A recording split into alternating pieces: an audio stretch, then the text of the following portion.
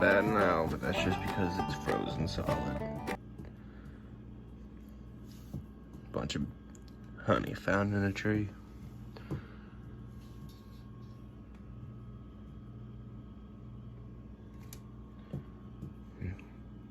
Well, finna harvest the honey and the wax. It'll be a cool video. What's up, guys? It's DJ Outdoors here, and if you've seen earlier, I showed you some honeycomb, and so I'm doing the process of getting the honeycomb separated from its honey, and so most of it was capped, and the easiest way when it's broke up like that is to just smash it up in a big pail and then strain it out, and then keep straining it out until you get all the wax out from your honey. But it'd be way easier if I had honeybees myself, which I actually might try to do that this summer, because I've always wanted to have honeybees, and this is kind of cool. But I found it in a tree with the tree business I work for, and so we collected all that we could and all that looked good and put it in this bucket. But I'll show you this bucket and how I'm straining it up real quick. All right, so I got a full 5-gallon bucket. I know it looks nasty as hell right now. Just what it looks like when it's all mushed up together. All the wax, all the capped wax, all the regular wax, and the honey is all mixed in. You can see the liquid from the honey. You can see still pieces of honeycomb that's opened, uncapped. But then I got it in this little crock here. This is the other biggest container I have. I dropped a little piece in there, but that's why you strain it more than once. But you get a little metal sieve, and then you just start straining it. Takes a while because it's honey, you know, but so I'll let this strain out until almost all the honey's out of it, and then I'm going to put this in another bucket and hopefully extract the wax out of it and be able to use the wax. But this is basically the process. You just put it in a sieve. Some people have bigger ones. This is the only one I got, so making do with what we have and getting a bunch of honey out of it. Hopefully we can get a few jars, because already have that much, and it still got a lot to drain out. So I'll bring you back when it's doing better. As you guys can see, it is not as wet as it was.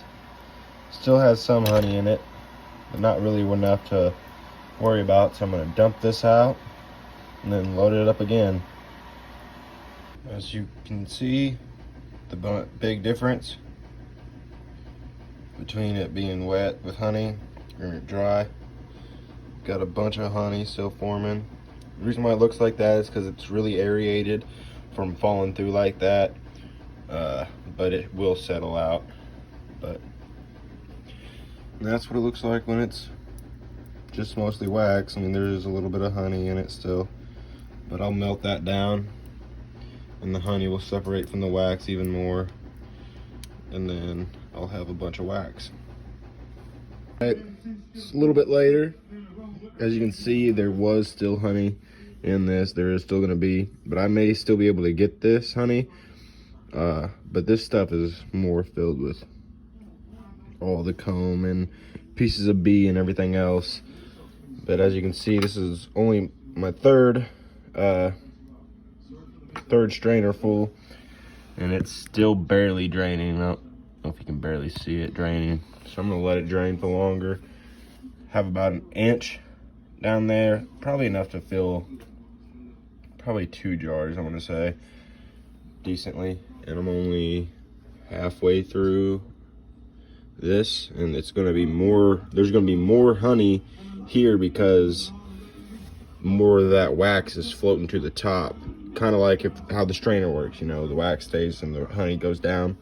The honey is sinking down while the wax is floating up. So there's more honey in the bottom of this pot than there is even in this pot. There's probably enough for 6 more jars just in this, but I'll bring you back when I got more of this done. All right, guys, so I got the clean bucket, and now I got the sieved honey going to get resieved. And as you can see, it's cleaning it out. There's already more debris in the sieve. That's pure, clean honey. Look at it glistening.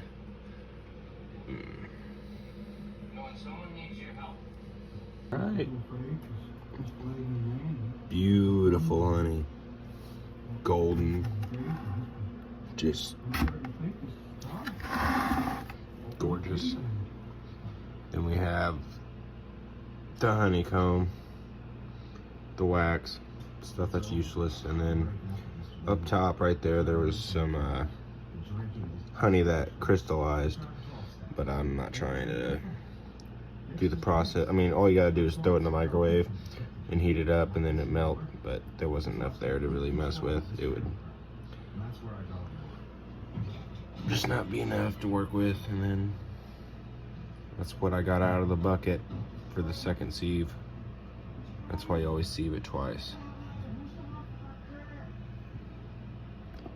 But now it's completely clean, ready to eat, ready to jar up.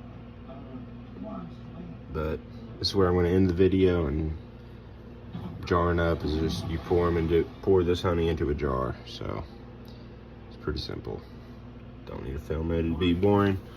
But that's taking honeycomb and making it into honey.